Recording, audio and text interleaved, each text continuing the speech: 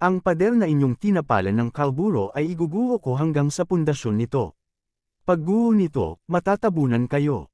Sa gayon, makikilala ninyong ako si Yahweh.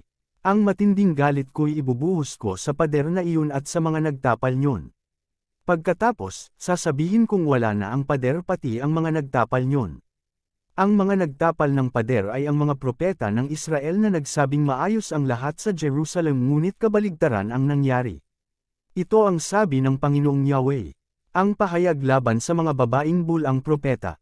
Ang sabi ni Yahweh, ngayon, Ezekiel, magpahayag ka laban sa mga kababayan mong babae na nagpahayag ayon sa kanilang sariling isipan. Ganito ang sabihin mo sa kanila, kahabag-habag ang mga babaeng bumibihag sa kalooban ng mga tao sa pamamagitan ng pulse ears nila sa kamay at belo sa ulo ayon sa lahi ng tao. Banibihag ba ninyo ang kalooban ng aking bayan para sa inyong kapakinabangan? Ginawa ninyo ako ng malaking kalapastanganan sa harap ng aking bayan sa pamamagitan ng kaunting harina at ng durog na tinapay. Sa pamamagitan ng inyong pagsasabi ng kasinungalingan sa mga mahilig makinig ng kasinungalingan, pinapatay ninyo ang dapat mabuhay at binubuhay ang dapat mamatay. Kaya nga ipinapasabi ng Panginoong Yahweh, nasusuklam ako sa mga pulse ears ninyong may salamangka para mabihag ang kalooban ng mga tao.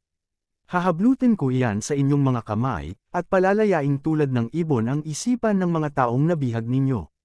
Hahaltikan ko rin ang inyong mga belo, at palalayain ko ang aking bayan mula sa inyong kapangyarihan. Hindi na ninyo sila masasakop. Sa gayon, makikilala ninyong ako si Yahweh.